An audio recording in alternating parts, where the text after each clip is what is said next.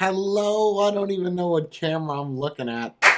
What's going on, everybody? Jay Hayes here. So today I'm actually going to be doing a video, a different type of video. It is a tech review, but I don't, what camera am I using? It's this guy. Good. I got to figure out which one to look at.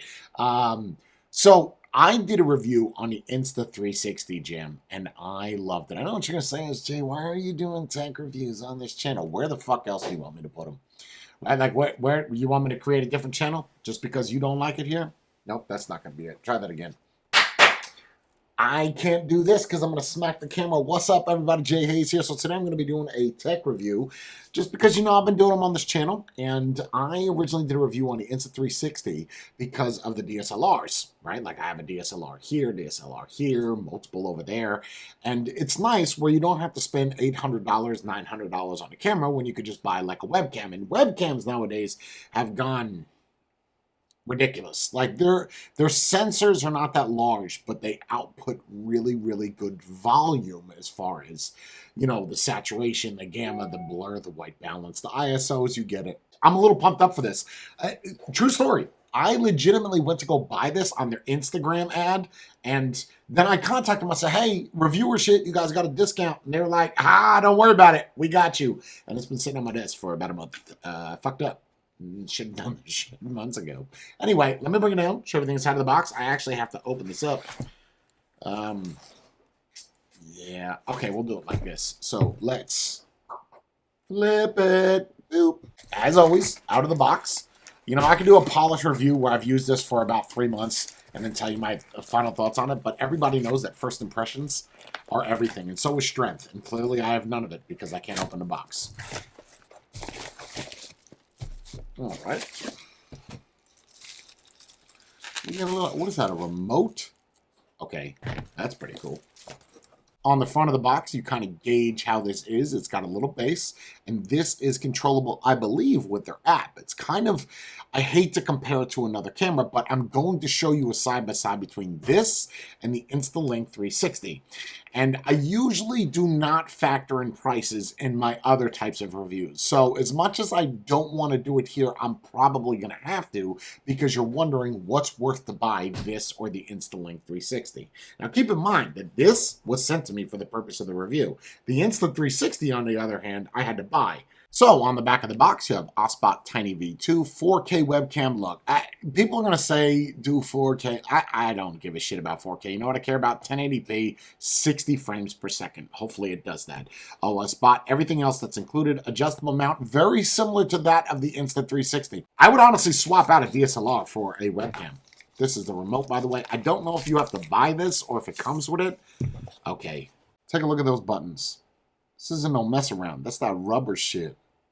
Yeah. Okay, that's nice.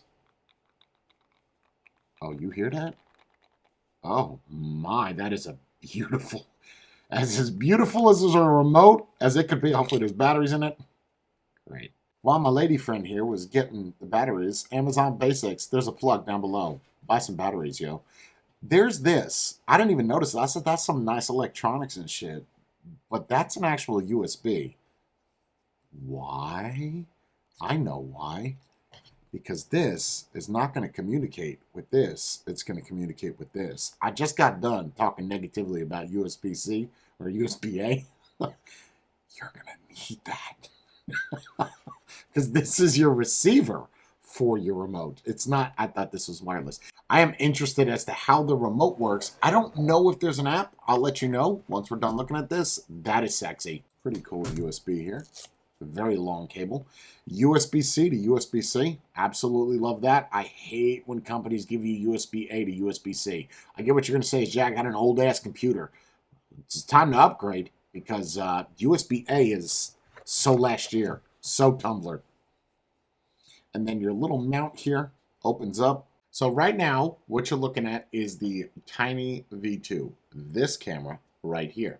And then if we add the Insta360, so now if we do this, hey Siri, turn lights to 100%. That's okay. Which room? studio. Dining room, foyer, game room, master, studio. Jeez. Okay, so now that's 100% lighting. I look like a piece of caramel. Oddly enough, the Tiny V2 works a lot better than the Insta does. Hey Siri, turn studio lights to 3%. So right now the microphone is on the DPA shotgun, and that shotgun is located here. You don't see it. We're going to test the microphones. This is the Insta360 microphone with the default settings that has nothing extra. This is the Tiny V2 microphone with no noise reduction and no gain. This is it with weak noise reduction, medium noise reduction, strong noise reduction, auto gain. This is back to the DPA shotgun. After the firmware update, the camera functions that much better. It's not as glitchy. It kind of jacked up for a little bit and we lost the feed. And I do apologize for that, even though you don't know because you didn't put 25 minutes in. It was probably shit anyway. Now, looking at the user interface of the Tiny versus the Insta360, there's no comparison. The Insta360 is very blocky, old, white, gray camera, easier to function with zooming and moving around.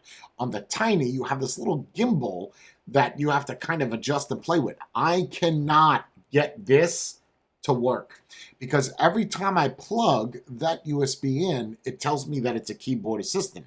Now I have the updated information and the updated firmware and the software, but it just does not take very well. If you're to compare the two of them as far as construction wise, the Tiny V2 is more robust. It's got more weight to it. The mount is much more sturdy, and it's not going to give in as much as the Insta. I'm going to tell you a glitch, though, with that Insta that bothers the shit out of me. The computer will be off, right? And anytime it gets a surge of USB power, it will turn on, it will move about, and then it'll turn off, which is quite annoying.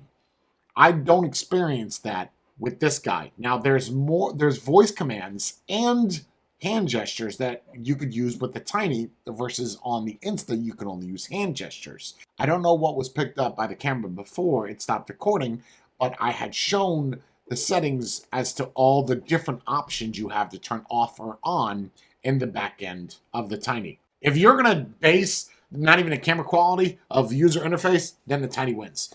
The Tiny V2 is $329. The Insta360 is $299. If you want more advanced features, I'd recommend. It's very difficult to tell the difference between the two cameras as to which one has better image clarity. I love the features of the Tiny, of all the different menu options of what you could do. I could even give myself some pretty ass lipstick. So instead of me having to use a makeup remover to get rid of it, I could just turn the filter off. I don't know what is going on with the world today where companies are so focused on filters. But if someone's got to use filters to take a picture or a video, you probably shouldn't be taking video. Price point, you're probably going to say go with the one that's $299. I don't know. Just because I got the product for free does not mean that I'm going to recommend this over the Insta360. If you're looking at features alone, just with the microphone settings, being able to adjust noise reduction and the gain, something that is missing from the Insta360. If you want to add filters, you can't do that on the Insta360. I don't know why you need to, but that is an option. If you can even make your head smaller, or your legs skinnier, or your waist. So it has built-in features. That's cool. Again, the problem I have is also with the remote. For whatever reason, I cannot get it to take for the Mac. Every time I plug it in, it tells me that it is a keyboard-assisted thing. So no matter what I do with the remote, you can see that it is working. All right? You see it. It's working. It's just not communicating with the Mac. So it probably works good on PC. So as far as recommending, I would recommend the Tiny V2 over the Insta360 if you don't mind that extra $30, but it's much more robust, and the fact that it actually has an Elgato, which I'm sure if you're watching this, you probably own one, it has settings that go onto a Stream Deck. The Insta360 does not, and the Insta360, when it turns on, just randomly when it gets a surge of power, even though the Mac is off, Look, I don't know how the Mac is working, but it just turns on, it spins around, it makes a noise, it stays on for like 5 minutes, and then it shuts off.